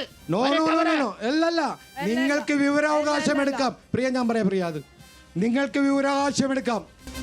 ഓക്കെ, കൊച്ചിയുടെ രാഷ്ട്രീയ ചർച്ച അങ്ങനെ പൊളിറ്റിക്കൽ മാസിലൂടെ ചൂടേറി മുന്നേറുകയാണ്. വെളി ഗ്രൗണ്ടിൽ നിന്നാണ് തത്സമയം ന്യൂസ് മലയാളത്തിന്റെ പൊളിറ്റിക്കൽ മാസ് നമുക്കൊപ്പം തുടരുന്നത്. 3 രാഷ്ട്രീയ പാർട്ടികളുടെ പ്രധാനപ്പെട്ട നേതാക്കളും ഒപ്പം കൊച്ചിയിലെ വോട്ടർമാരും രാഷ്ട്രീയ കക്ഷികളുടെ പ്രവർത്തകരും നേതാക്കളും എല്ലാം തന്നെ നമുക്കൊപ്പം ചേരുകയാണ്. ആർക്കാ ചോദ്യം ചോദിക്കാനുള്ളത്? വോട്ടർമാരിലേക്ക് കിടക്കാം.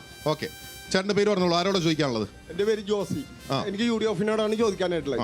ഈ ഇടയ്ക്ക് ബീഹാറിൽ തെരഞ്ഞെടുപ്പ് നടന്നു. അപ്പോൾ BJPയും ഇന്ത്യ മുന്നണിയും കൂടിയാണ് മത്സരിച്ചത്. പക്ഷേ 21 മണ്ഡലങ്ങളിൽ ഇന്ത്യ മുന്നണിയുടെ ഭാഗമായിട്ടുള്ള ഘടകകക്ഷികളുടെ സീറ്റിലേക്ക് കോൺഗ്രസ് സ്ഥാനാർത്ഥികളെ നിർത്തി. അത് എന്തുകൊണ്ടിട്ടാണ്? പിന്നെ ഈ KC വേണുഗോപാൽ രാജ്യസഭാ അംഗമായിരുന്നു. പിന്നെ BJPക്ക് വേണ്ടിയിട്ട് അല്ലേ അങ്ങേരി ആലപ്പുഴയിൽ വന്ന് മത്സരിച്ചത്? മറുപടി പറഞ്ഞോളൂ. നമ്മളെല്ലാം ചർച്ച ചെയ്യുന്നുണ്ടല്ലോ, കൊച്ചി മാത്രമല്ലല്ലോ, നമ്മൾ ലോകം മൊത്തം ചർച്ച ചെയ്യും. പൊതുവായ വിഷയത്തെക്കുറിച്ച് കൊച്ചിയെ ബേസ് ചെയ്ത് ചർച്ച ചെയ്തപ്പോൾ അദ്ദേഹം ചോദിച്ചത് ബീഹാറും കോൺഗ്രസുമായി ബന്ധപ്പെട്ടൊരു ചോദ്യമോ ചോദിച്ചത്. എനിക്ക് അദ്ദേഹത്തോട് പറയുവാനുള്ളൊരു കാര്യം, ഈ രാജ്യത്തിനകത്ത് BJPയെ പ്രതിരോധിക്കാൻ, RSSനെ തടഞ്ഞു നിർത്തുവാൻ ഒരൊറ്റ രാഷ്ട്രീയ പ്രസ്ഥാനം മാത്രമേ ഉള്ളൂ. അത് ഇന്ത്യൻ നാഷണൽ കോൺഗ്രസ് മാത്രമാ അതിനകത്തുള്ള. പിന്നെ ബീഹാറിന്റെ കാര്യം താങ്കൾ ചോദിച്ചപ്പോ എൻ്റെ പൊന്നു ചേട്ടാ, ഈ ഇന്ത്യൻ പാർലമെന്റിനകത്ത് 100 MP-മാരുടെ പിന്തുണയുള്ള 243 MP-മാരുള്ള മുഖ്യ പ്രതിപക്ഷ പ്രസ്ഥാനമായ ആ പ്രതിപക്ഷ പ്രസ്ഥാനത്തിന് നേതൃത്വം കൊടുക്കുന്ന ഇന്ത്യൻ നാഷണൽ കോൺഗ്രസ് ഇല്ലാതെ രാജ്യത്ത് നമുക്ക് ജീവിക്കാൻ കഴിയുമോ? പിന്നെ ഒരു കാര്യം ചേട്ടാ, ആനപ്പുറത്ത് തന്നെയാ ചേട്ടാ. അവിടെ ഹിമാചൽ പ്രദേശ് BJPയെ പരാജയപ്പെടുത്തിയത് കോൺഗ്രസ് ആണ്. കർണാടകയുടെ മണ്ണിൽ BJPയെ പരാജയപ്പെടുത്തിയത് ഇന്ത്യൻ നാഷണൽ കോൺഗ്രസ് ആണ്.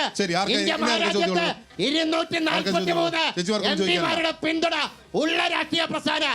പിന്നെ CPM. ചേട്ടാ, CPM കേരളം വിട്ടാലേ ചുവന്ന കൊടി കാണണമെന്നുണ്ടെങ്കിൽ തമിഴ്നാട്ടിൽ പോയി ട്രെയിൻ നിർത്താൻ TTR കാണിക്കും ചുവന്ന കൊടി. അതേ ഉള്ളു CPM എന്ന്. ചേട്ടൻ കോൺഗ്രസിനെ ചോദ്യം ചെയ്യണ്ട. പിന്തുണയുള്ള രാഷ്ട്രീയ പാർട്ടിയ ഇന്ത്യൻ നാഷണൽ കോൺഗ്രസ്. നിങ്ങൾക്ക് 3 MP-മാരുണ്ട്. കോൺഗ്രസിന്റെ ഔദാര്യമാണ്. ഷഹബാസാണ് UDF-നെ പ്രതിനിധികളാണ് ചോദിക്കാനുള്ളത്. ഞാനൊക്കെ വളർന്നു സംഘടന എന്ന് പറഞ്ഞാൽ SFI, DYFI പാർട്ടി അങ്ങനെ.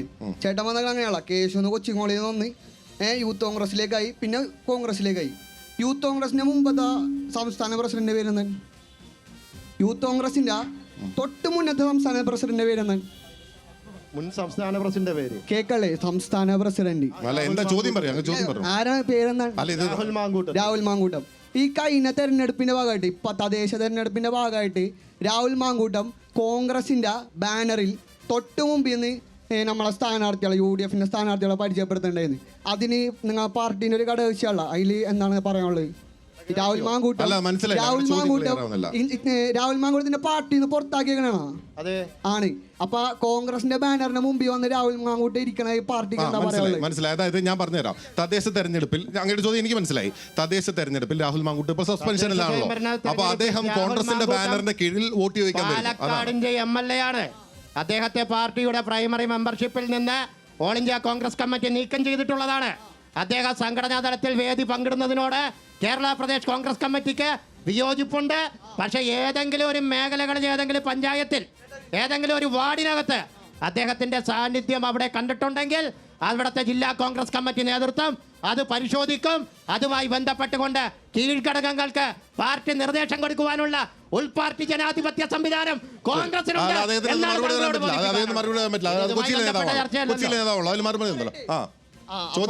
കണ്ടിട്ടില്ലാത്തവരാണെങ്കിൽ ഈ മാങ്കൂട്ടത്തിന്റെ MLA പേജ് എടുത്ത് നോക്കാൻ വേണ്ടി പറയണം. ചേട്ടൻ ഇവിടെ ജില്ലാ കമ്മിറ്റിയിലെ കൊച്ചി ഏതെങ്കിലും ബ്ലോക്ക് കമ്മിറ്റിയിൽ ഉണ്ടെങ്കിൽ ചർച്ച ചെയ്തൊന്ന് അറിയിപ്പിക്കണം. അതൊരു അപേക്ഷയായിട്ട് കൂട്ടിയാൽ മതി. ഇനിയും ഈ കേരളത്തിൽ ഈ കോയിനെ പോലുള്ള ആൾക്കാരൊക്കെ ഒന്ന് യൂത്ത് കോൺഗ്രസ് വളർത്തിക്കാൻ എനിക്കൊന്നും വീട്ടിലിരുന്ന് ഇതാക്കാൻ വേണ്ടി പറ്റൂല. അടുത്തൊരു കാര്യം, ഇനി ആശാ വർക്കർമാരെ സമരത്തിനും കൂടി പങ്കെടുത്തിട്ടുണ്ട്. 10 മിനിറ്റിന് ശേഷം VD സതീശൻ പ്രതിപക്ഷ നേതാവ് എന്ന് പറഞ്ഞ് നാളെ മുഖ്യമന്ത്രിയാവും ഇന്ന് മുഖ്യമന്ത്രിയാവും എന്ന് പറഞ്ഞ് ഈ കാറിൽ കിടന്ന് കളിക്കണ VD സതീശൻ 10 മിനിറ്റ് മുമ്പ് ശേഷം ഉദ്ഘാടനം ചെയ്യുന്നതിൻ്റെ ആശാ വർക്കർമാരുടെ സമരത്തിന് 10 മിനിറ്റ് മുമ്പ് അവിടെ വന്ന ആശാ വർക്കർമാരെ കണ്ടുപോയിട്ടുള്ള ഒരു പായായിട്ടുള്ള MLA കൂടിയാണ് പാലക്കാടുള്ള രാഹുൽ മാങ്കൂട്ടം. അതും കൂടി ഒന്ന് അറിയിച്ചു. അദ്ദേഹം അത് പറഞ്ഞുകൊണ്ട് ഞങ്ങൾക്ക് പറയാം, കോഴികളെ സംരക്ഷിക്കുന്ന പാരമ്പര്യം ഏറ്റവും കൂടുതലുള്ളത് ഏത് പാർട്ടിക്കാണ് ഏത് മുന്നണിക്കാണെന്ന് നമുക്കറിയാം. മുകേഷ് ഇരിക്കുന്നു. രാഹുൽ മാങ്കൂട്ടത്തിനെ കുറിച്ച് പറയുമ്പോ ഇവിടെ ഈ ചർച്ച ഒരു ആരോഗ്യപരമായ ചർച്ചയല്ല. അതുകൊണ്ടിട്ട് പറഞ്ഞുകൊണ്ട് ഞങ്ങൾ പറയാം, ആരാണ് സംരക്ഷിക്കുന്നത്? ഒന്നിലധികം പീഡനവീരന്മാരെ സംരക്ഷിക്കുന്ന പാർട്ടിയും മുന്നണിയുമാണ്. ശരി, ഓക്കെ. എന്താണ് ആരോട് ചോദിക്കാനുള്ളത്? UDF ചോദിക്കാനുള്ളത്, മുണ്ടക്കൈ ചൂരൽമലയില് യൂത്ത് കോൺഗ്രസ് എത്ര വീട് വെച്ചു കൊടുക്കാന്നാണ് പറഞ്ഞേക്കണത്? മുണ്ടക്കയിൽ യൂത്ത് കോൺഗ്രസ് മാത്രമല്ല, Kerala Pradesh Congress Committee, Indian Union Muslim League സംവിധാനങ്ങൾ, അതുമായി ബന്ധപ്പെട്ടുകൊണ്ടുള്ള പ്രാരംഭ പ്രവർത്തനങ്ങൾക്ക് അവിടെ തുടക്കം കുറിച്ചുകൊണ്ട് ഏകദേശം 2 മാസം നിർമ്മിച്ചു കൊടുക്കുന്ന വീടുകളുമായി ബന്ധപ്പെട്ടുകൊണ്ട് നിങ്ങൾക്ക് മാധ്യമങ്ങളിലൂടെ എത്ര വീട് വെച്ചു കൊടുത്തിട്ടുണ്ട് എന്നതിനെ കുറിച്ചുള്ള ചർച്ച, എത്ര വീടുകളുടെ നിർമ്മാണം പൂർത്തീകരിക്കാൻ പോകുന്നുണ്ട് എന്നാണ് മാധ്യമങ്ങളുടെ മുമ്പിൽ അടുത്ത ദിവസങ്ങളിൽ നിങ്ങൾക്ക് ഇവിടെ ചൂണ്ടിക്കാണിച്ചു തരാം. ശരി, ശ്രീ ബെന്നി ഫെർണാണ്ടസ്, നമുക്ക് കൊച്ചിയിലേക്ക് തന്നെ മടങ്ങി വരാം. കൊച്ചി ഇപ്പോൾ നേരിടുന്ന പ്രധാനപ്പെട്ട പ്രശ്നങ്ങൾ, നമ്മൾ പല കാര്യങ്ങൾ സംസാരിച്ചു പോയി, വള്ളക്കെട്ട് ഉൾപ്പെടെയുള്ള പല കാര്യങ്ങളെപ്പറ്റി നമ്മൾ സംസാരിച്ചു പോയി. ബ്രഹ്മപുരത്തെ പറ്റി അങ്ങ് ആദ്യമേ ഇൻട്രൊഡക്ഷനിൽ പറഞ്ഞു. ബ്രഹ്മപുരത്ത് ഒരു തീപിടുത്തം ഉണ്ടായി, ഒരുപാട് ദിവസം നമ്മളെല്ലാവരും ശ്വാസം കൂട്ടാതെ നിന്നു. യാഥാർത്ഥ്യമാണല്ലോ അത് തന്നെ ഒരു പ്രധാനപ്പെട്ട വീഴ്ചയല്ലേ? അങ്ങയുടെ ചോദ്യത്തിൻ്റെ ഒരു പ്രസക്തിയുടെ ഭാഗമുണ്ട്. പക്ഷേ 7.5 ലക്ഷം ടൺ മാലിന്യമുണ്ടെന്നാണ് വിവിധ സർവേകൾ.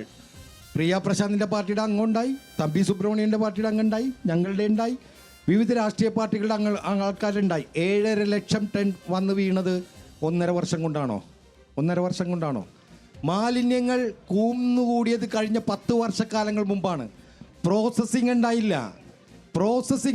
ഡംപിങ് യാർഡായിരുന്നു ബ്രഹ്മപുരം. ആ ഡംപിങ് യാർഡിനെ മാറ്റം വരുത്തിയത് നിങ്ങൾ നോക്കിക്കോളൂ. ചരിത്രതാളുകളിൽ ഇന്ത്യക്കകത്ത് എഴുതി വെക്കാൻ കഴിയുന്ന രീതിയിൽ ഞങ്ങൾ ചെയ്തില്ലേ? ബ്ലാക്ക് സോൾജേഴ്സ് എന്ന് പറയുന്ന, കറുത്ത പട്ടാളം എന്ന് പറയുന്ന പുഴുക്കളെ കൊണ്ടിട്ട് ഒരു ദിവസം 100-120 ടൺ മാലിന്യം വരുമ്പോൾ അതിനെ പ്രോസസ്സ് ചെയ്ത് വളമാക്കി ഇന്ത്യയുടെ ചരിത്രത്തിൽ ദുബായിലേക്കും ഗൾഫ് രാജ്യങ്ങളിലേക്കും വളം കയറ്റിവിട്ട ഏക കോർപ്പറേഷൻ കൊച്ചിൻ കോർപ്പറേഷനാണ്. വേസ്റ്റ് മാനേജ്മെന്റിൽ കൊച്ചി ഒരു മാതൃകയാണ്. അത് മതി. വേസ്റ്റ് മാനേജ്മെന്റിന് ഇന്ത്യക്ക് മാതൃകയാണ് കൊച്ചിൻ കോർപ്പറേഷൻ. അഡ്വക്കേറ്റ് അനിൽ കുമാറിന്റെ. അങ്ങനെയാണോ പ്രിയ? കൊച്ചി മാതൃകയാണോ? കൊച്ചി ഒരിക്കലും ഭാരതത്തിന് മാതൃകയല്ല. കാരണം ഭാരതത്തിന്റെ സ്വച്ഛ സർവേ അടക്കം. പറഞ്ഞോളൂ. ഓക്കെ, ഒന്ന് റിലാക്സ് ചെയ്യാൻ സമയം. അവർ റിലാക്സ് ചെയ്തോട്ടെ, ത്രോട്ട് പ്രോബ്ലം ഉണ്ട്. പറഞ്ഞോളൂ. കൊച്ചി മാതൃകയാണോ? കൊച്ചി മാതൃകയാണെന്ന് ബെന്നി ഫെർണാണ്ടസ് ഇവിടെ ചൂണ്ടിക്കാണിക്കുമ്പോൾ നമ്മൾക്ക് മനസ്സിലാക്കേണ്ടതുള്ളത് ഇവിടത്തെ വേസ്റ്റ് മാനേജ്മെന്റ് സിസ്റ്റം അമ്പെ പരാജയമാണ് എന്ന് ഹൈക്കോടതി ചൂണ്ടിക്കാണിച്ചതിന്റെ അടിസ്ഥാനത്തിൽ ഇവിടത്തെ ജനങ്ങൾക്ക് സ്വച്ഛമായ രീതിയിലുള്ള ശുദ്ധവായു ലഭിക്കണമെന്ന് ഹൈക്കോടതി ചൂണ്ടിക്കാണിച്ചപ്പോ ബ്രഹ്മപുരത്തിന്റെ സമീപവാസികൾക്ക് കടമ്പ്രയാറിലൂടെ ഒഴുകുന്ന വെള്ളം കുടിക്കാൻ പോലും നിഷേധിക്കുന്ന രീതിയിലേക്ക് ആ പ്രദേശം പോയപ്പോ ഹൈക്കോടതി ചൂണ്ടിക്കാണിച്ചു. പുതിയ പ്ലാന്റ് നിർമ്മിക്കണമെന്ന് ബഹുമാനപ്പെട്ട ഹൈക്കോടതി ചൂണ്ടിക്കാണിച്ചതിന്റെ അടിസ്ഥാനത്തിലാണ് കൊച്ചി നഗരസഭയുടെ ഈ പറയുന്ന പ്ലാന്റ് CSR ഫണ്ട് ഉപയോഗിച്ച് കൊച്ചിൻ റിഫൈനറി അവിടെ പുതിയ പ്ലാന്റ് നിർമ്മിച്ച സാഹചര്യം ഉണ്ടായപ്പോ എങ്ങനെയാ കൊച്ചി ഇന്ത്യ മഹാരാജ്യത്തിന് മാതൃകയാകേണ്ടത് എന്നാണ് പ്രിയപ്പെട്ട ബെന്നിയോട് എനിക്ക് ചോദിക്കുവാനുള്ളത്. ശരി, അങ്ങ് മറുപടി അതിൽ ഞാൻ പറയാം. കൊച്ചി നമുക്കറിയാം കേന്ദ്ര സർക്കാരിന്റെ സ്വച്ഛ് സർവേഷൻ സർവേയിൽ 50-ാം റാങ്കിലാണ് ഭാരതത്തിൽ നിൽക്കുന്നത്. അതിനു മുമ്പ് ഇത്രേ പോലും പുരോഗതി ഇല്ലാത്ത നഗരങ്ങൾ അത് 50 റാങ്കിന്റെ മുകളിലാണ് നിൽക്കുന്നത്. അതിനുശേഷം ഈ പറയുന്ന എനിക്ക് ബെനഡിക്ട് ഫെർണാണ്ടസ് പറഞ്ഞതിലൊരു ഉത്തരം പറയാനുണ്ട്. കാരണം ബെനഡിക്ട് ഫെർണാണ്ടസ് ചോദിച്ചൊരു ചോദ്യമുണ്ട്. 7.5 ലക്ഷം ടൺ, ഈ 7 ലക്ഷം ടൺ മാലിന്യങ്ങൾ ഈ കഴിഞ്ഞ കുറച്ച് വർഷങ്ങളായിട്ടാണോ വരുന്നത്? എനിക്ക് പറയാനുള്ളത് 2021 സോണ്ട കമ്പനിക്ക് ഈ മാലിന്യ നിർമ്മാർജ്ജനത്തിന് കരാറ് കൊടുക്കുമ്പോൾ 4.5 ലക്ഷം ടൺ മാലിന്യമാണ് അവിടെ അളന്നെടുത്തിട്ടുള്ളത്. അത് പിന്നീട് 6 മാസം കഴിഞ്ഞപ്പോൾ 5 ലക്ഷം ടണ്ണായി. 2021 ശേഷം 2024 ഭൂമി ഗ്രീൻ എന്ന് പറയുന്ന കമ്പനിക്ക് ടെൻഡർ കൊടുക്കുമ്പോൾ ഈ മാലിന്യങ്ങൾ 10 മടങ്ങാണ് അവിടെ വർദ്ധിച്ചിരിക്കുന്നത്. കാരണം 5 ലക്ഷം ടണ്ണുള്ള മാലിന്യം 2021 ഉണ്ടായിരുന്ന മാലിന്യം ഇന്ന് 2024 കേവലം 2 വർഷം കൊണ്ട് 7.5 ലക്ഷം ടൺ മാലിന്യമായി മാറി. അപ്പോൾ കൊച്ചിയുടെ മാലിന്യ സംസ്കരണം എന്താണ് എന്ന് നമുക്കതിൽ വളരെ വ്യക്തമാണ്.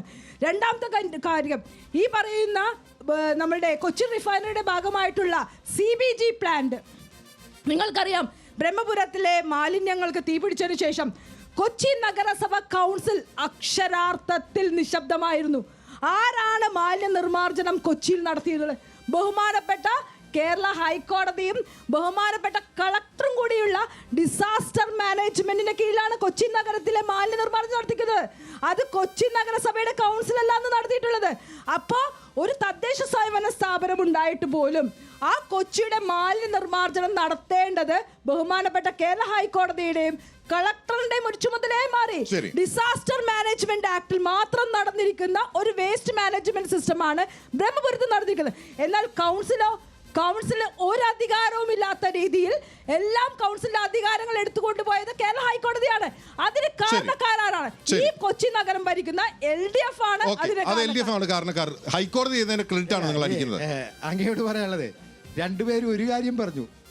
CBG പ്ലാന്റ് പണിതു, ശ്രദ്ധിച്ചോ? എന്തേ പണിയായിരുന്നില്ലേ? 10 വർഷം കയ്യിലുണ്ടായില്ലേ? പണിയായിരുന്നില്ലേ? പണിത് കഴിഞ്ഞപ്പോൾ പറയാ അത് CSR ആണ്. എന്തൊരു മോശമാണെന്നേ, എന്തൊരു മോശം അവസ്ഥയാണ്.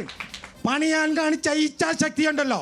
കൊച്ചിൻ കോർപ്പറേഷൻ സഖാവ് ദിനേശ് മണിയുടെ നേതൃത്വത്തിൽ, സോമസുന്ദര പണിക്കരുടെ നേതൃത്വത്തിൽ ജനം മുഴുവനും കേട്ടോ 120 ഏക്കർ സ്ഥലം മേടിച്ച ഇടതുപക്ഷ ഗവൺമെന്റ് ആണ് കൊച്ചിൻ കോർപ്പറേഷൻ. ആ ഭൂമിയിലാണ് കേട്ടോ CBG പ്ലാന്റ് ഇപ്പൊ പണി തീർത്തത്. ഞങ്ങൾ മേടിച്ച ഭൂമിയാണ്, ഇടതുപക്ഷം മേടിച്ച ഭൂമിയാണ്. ഒരു സ്മാർട്ട് സിറ്റി തന്ന കാശല്ല, ഒരു സ്മാർട്ട് സിറ്റി തന്ന കാശല്ല, കാശാണ്. 33 വർഷം ഇടതുപക്ഷ ജനാധിപത്യ മുന്നണിയാ കൊച്ചി ഭരിച്ചത്. 33 വർഷ കാലയളവ്. ഇപ്പം ഈ പുതിയ പ്ലാന്റ് ഇവിടെ നിർമ്മിച്ചു എന്ന് പറയുമ്പോൾ പ്ലാന്റിനകത്ത് ജൈവ മാലിന്യമുണ്ട്, അജൈവ മാലിന്യമുണ്ട്. ബ്രഹ്മപുരത്തെ മാലിന്യം കുമിഞ്ഞുകൂടി കിടന്നപ്പോൾ പ്ലാസ്റ്റിക് മാലിന്യങ്ങൾക്ക് തീപിടിച്ച അവിടെ തീപിടുത്തമുണ്ടായത്. ഇന്ന് ഈ പുതിയ പ്ലാന്റ് പണിതപ്പോൾ അവിടെ പ്ലാസ്റ്റിക് മാലിന്യം ഏത് രീതിയിൽ സംസ്കരിക്കണമെന്നതിനെക്കുറിച്ച് വ്യക്തമായ ഒരു മാനദണ്ഡ നിർദ്ദേശം നൽകാൻ കഴിയുന്നില്ല.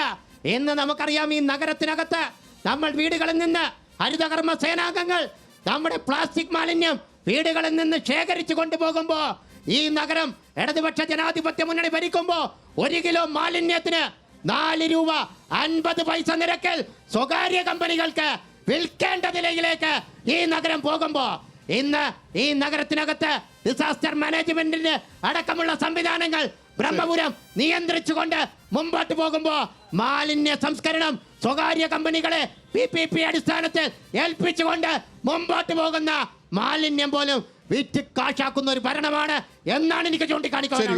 നമുക്ക് കൺക്ലൂഡ് ചെയ്യാൻ സമയമായി, നമുക്ക് ചുരുക്കേണ്ടതുണ്ട്.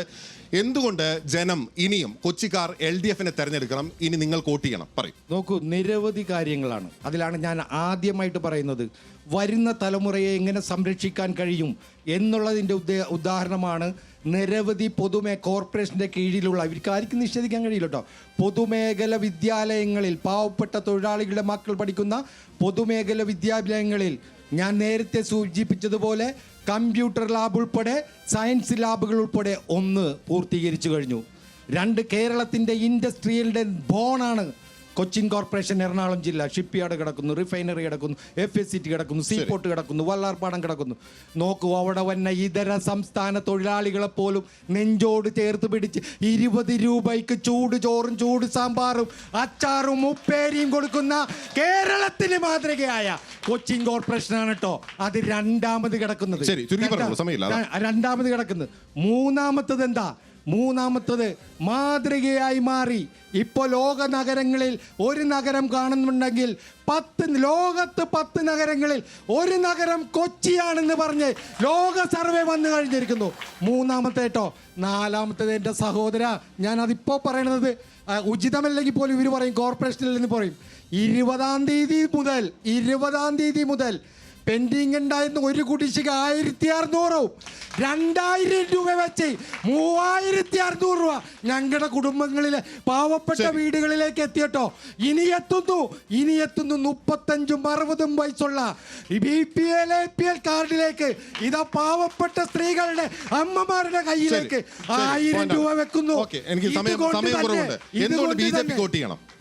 BJP ഇന്ന് കൊച്ചിയിൽ മുന്നോട്ട് വെക്കുന്ന ഒരൊറ്റ കാര്യമുള്ളൂ, വികസനം എന്ന് പറയുന്ന ഒരു മന്ത്രം മാത്രം. കാരണം കൊച്ചിയുടെ വികസനം, ഒരു നഗരം എങ്ങനെ വികസിക്കണം, അത് സുസ്ഥിരമായിട്ടുള്ള ഒരു വികസനം, ഇതാണ് കൊച്ചിയുടെ കാഴ്ചപ്പാട്. നമ്മൾ ചർച്ച ചെയ്തപ്പോൾ എല്ലാം നമ്മൾ ഇവിടെ LDFിൻ്റെയും UDFിൻ്റെയും പ്രതിനിധികളുണ്ട്. എന്തൊക്കെയാണ് ചർച്ച ചെയ്തത്? വെള്ളക്കെട്ട്, മാലിന്യ നിർമ്മാർജ്ജനം, ഇതാണോ സുസ്ഥിര വികസനം? അപ്പോൾ ഒരു സുസ്ഥിര വികസനം എന്ന് പറഞ്ഞാൽ ഈ പ്രകൃതിയെയും ജനങ്ങളെയും അല്ലെങ്കിൽ നമ്മുടെ കുഞ്ഞുങ്ങളെ അടക്കം വാർദ്ധക്യ സഹജമായ ഉള്ളവരെ പോലും കൈ കോർത്ത് പിടിച്ചുകൊണ്ട് അവരുടെ എല്ലാവരുടെയും വികസനമാണ് നമ്മളുടെ നരേന്ദ്രമോദി സർക്കാരിൻ്റെ ഒരു സുസ്ഥിര വികസനം എന്ന് പറയുന്ന ഒരു കാഴ്ചപ്പാട്. നിങ്ങൾക്ക് എല്ലാവർക്കും അറിയാം, നമ്മുടെ യുണൈറ്റഡ് നേഷൻസ് 2017 സുസ്ഥിര വികസനം എന്ന് പറയുന്ന പദ്ധതി കൊണ്ടുവരുന്നത്. പക്ഷേ സ്മാർട്ട് സിറ്റി മിഷനിലൂടെ 2015 കാലഘട്ടത്തിൽ തന്നെ നരേന്ദ്രമോദി സർക്കാർ സുസ്ഥിര വികസനം എന്ന് പറയുന്നത് ഈ ഭാരതത്തിൽ നടപ്പിലാക്കിയതാണ്. പക്ഷേ കൊച്ചിയിൽ ഇത് നടപ്പിലാക്കാൻ കഴിയാത്തത് ഈ LDF UDF ഭരണം കൊണ്ടാണ്. അപ്പോൾ കൊച്ചിയുടെ വികസനം അത് BJPക്ക് മാത്രമേ ഇനി നിങ്ങൾക്ക് നിങ്ങളുടെ പ്രധാനപ്പെട്ട നേതാക്കൾ ഉൾപ്പെടെ വിമതന്മാരായി മത്സരിക്കുന്ന പ്രശ്നമുണ്ട്. അതിനിടയിൽ എന്തിന് ജനം വോട്ട് ചെയ്യണം നിങ്ങൾക്ക്? സഹോദര, ഒരു കാര്യം ഞാൻ ചോദിക്കട്ടെ, ഒറ്റ കാര്യം ഞാൻ ചോദിക്കട്ടെ. ഞങ്ങളുടെ ആളുകൾ വിമതന്മാരായി മത്സരിക്കുമ്പോൾ ഈ ഭരണം കഴിഞ്ഞ് ഏകദേശം കൗൺസിൽ പിരിച്ചുവിട്ട് 5 വർഷക്കാലം നഗരത്തിന് നേതൃത്വം കൊടുത്ത മേയർ ഡെപ്യൂട്ടി മേയർ അൻസിയ ഈ ഭരണസമിതിയിൽ നിന്ന് രാജിവെച്ചുകൊണ്ട് ഇറങ്ങിപ്പോയത് നിങ്ങൾ കണ്ടില്ലേ? നിങ്ങൾ പിന്നെ ഒരു കാര്യം പറയുവാനുണ്ട്. കൊച്ചി നഗരസഭയിലെ സോണൽ ഓഫീസുകളിലേക്ക് സാധാരണക്കാരന് നീതി കിട്ടണമെങ്കിൽ കൈക്കൂലി കൊടുത്താലേ നീതി കിട്ടൂ. കേരള സംസ്ഥാനത്തിനകത്ത് കൈക്കൂലി വാങ്ങിയതിന്റെ പേരിൽ ഏറ്റവും കൂടുതൽ ഉദ്യോഗസ്ഥർ പിടിക്കപ്പെട്ട വിജിലൻസ് പിടികൂടിയ നഗരസഭയായി കൊച്ചി മാറിയില്ലേ?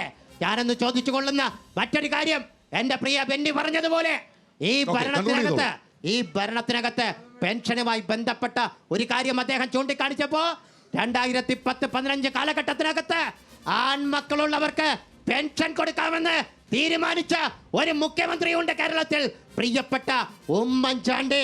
എന്തിന് കൂടുതൽ നമ്മൾ പറയുന്നു, പെൻഷൻ ലഭിക്കുന്നത്. അങ്ങനെ കൊച്ചിയുടെ രാഷ്ട്രീയ ചർച്ച വളരെ സജീവമായി തന്നെ തുടരുകയാണ്. എന്തായാലും ജനം വിധി എഴുതാൻ ദിവസങ്ങൾ മാത്രമാണ്. ഇത്തരം ചൂടേറിയ ചർച്ചകളുമായി പൊളിറ്റിക്കൽ മാസ് നാളെ തൃശ്ശൂരിൽ നിന്ന് ചേരും. Good night.